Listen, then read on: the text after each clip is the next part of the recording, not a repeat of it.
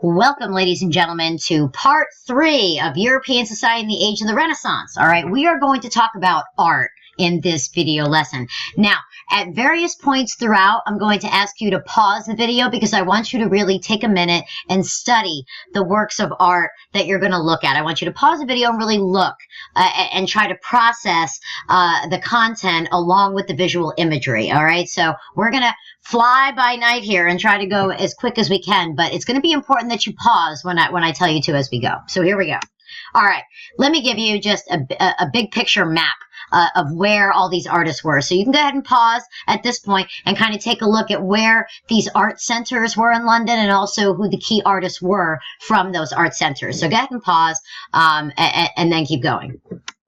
All right, so classical art. I want to do a comparison here. I want to tell you about classical art, the ancient Greece and ancient Rome, and then a little bit about medieval art, and then a little bit about Renaissance art so you can really understand the comparison, the juxtaposition.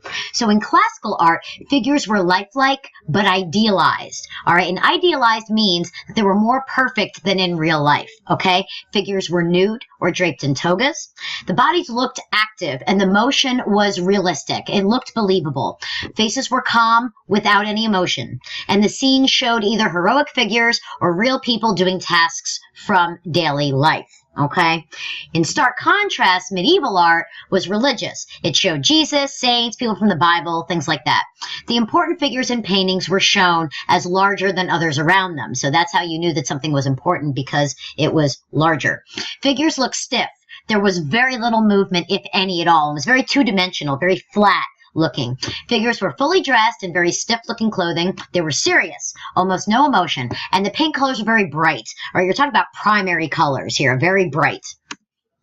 Renaissance art looked at both religious and non-religious scenes. They had an intense interest in nature and the natural world, obviously, makes sense with humanism. Figures were lifelike and three-dimensional. So this reflected an increase in the knowledge of anatomy. That was partially due to Leonardo da Vinci. We'll talk about him in a little bit. Bodies looked active and they were shown moving, okay? Figures were either nude or clothed. Scenes showed real people doing everyday tasks. And what's most important here, they expressed what people were thinking.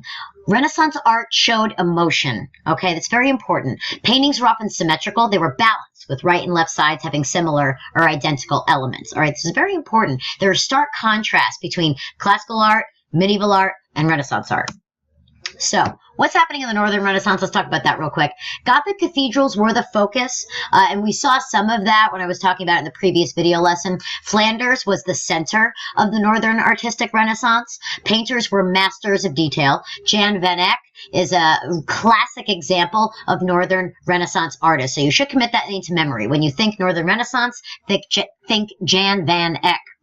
And Dufay used secular tunes to replace the Gregorian chants, so there was advances in music as well. And this thing called madrigal, these were poems set to music. So this is the development of a significant change in the music that people enjoyed during this period. All right, so key artists. You need to know about these people. Leonardo da Vinci, Giotto, Masaccio, depending on how you want to pronounce it, Paolo Uccello, Antonio, I can't pronounce all these people, but that's okay. You don't have to pronounce them, you just have to know them. Botticelli is key. Oh my God, he's huge. I love that guy. Donatello, and yeah, that last guy, I don't know what's wrong with me. I can't pronounce the names right now. But there are a few other artists you are going to need to know about, but these are also key, so I want you guys to know about these folks. All right, characteristics of Renaissance art. These you should memorize. Realism and expression, perspective, emphasis on the individual, geometry, as in geometric shapes were present in Renaissance art, and the use of light and shadowing and the softening of edges. These are 5 key characteristics of Renaissance art that you are going to need to memorize, because you're going to need to pull these out when you see images on the AP exam. All right, let's talk about realism and expression. This one is from Masaccio. This is one of the first nudes since classical times. It was done in 1427. This is an example of realism and expression, okay? And this is expulsion from the Garden of Eden. That's what's being depicted here.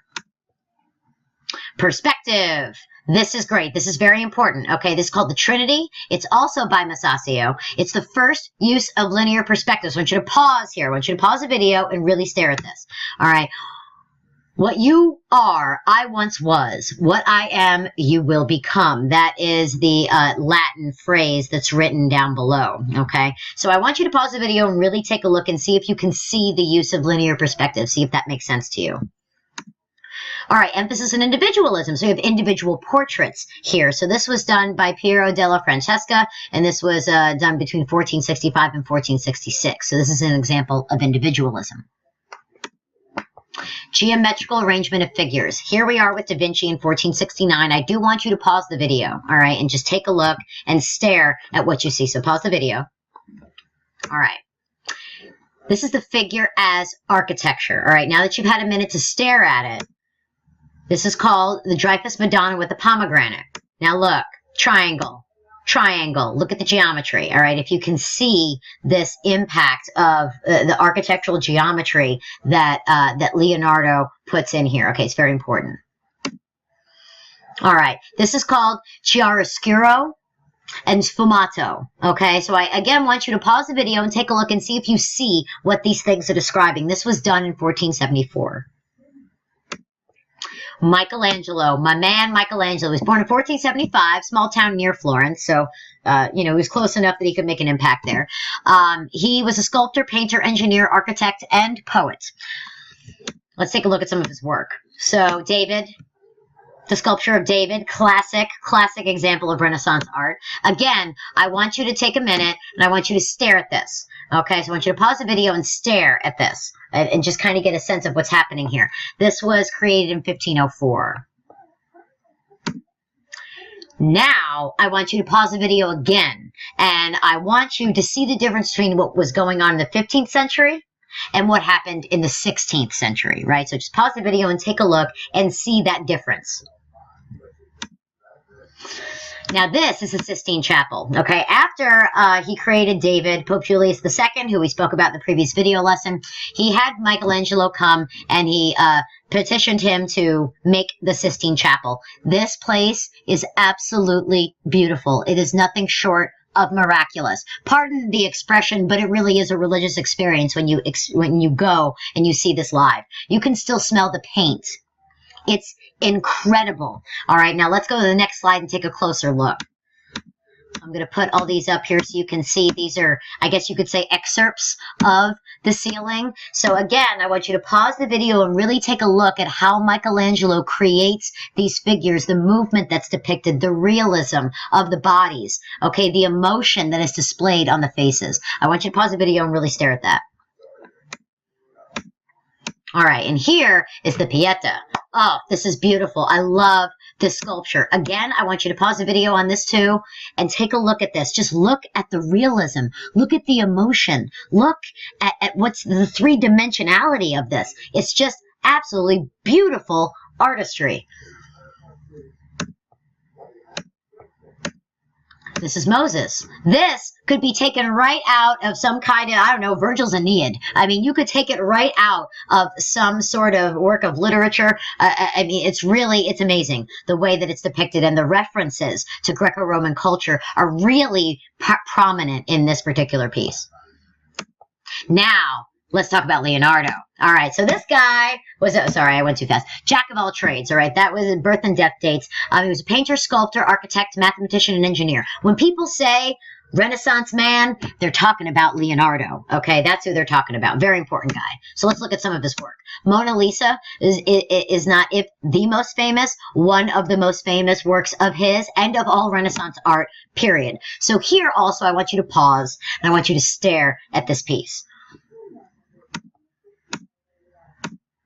And this ranks up there with the Mona Lisa, this piece, The Last Supper. This is, you know, you hear about the Da Vinci Code, you know, the novels, the Dan Brown novels that are floating about. Well, this is features prominently in that work of fiction.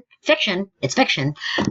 Jesus and his apostles on the night before the crucifixion. All right, so again, I want you to pause here and take a real close look at this piece and see if you can see the perspective, the geometry, and the other characteristics of Renaissance art that are depicted here.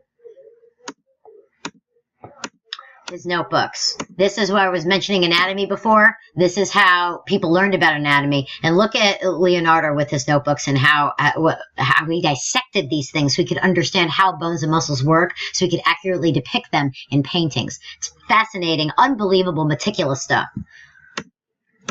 Raphael. Raphael is one of my favorites. He was a painter. And this piece right here, the School of Athens, I want you to pause.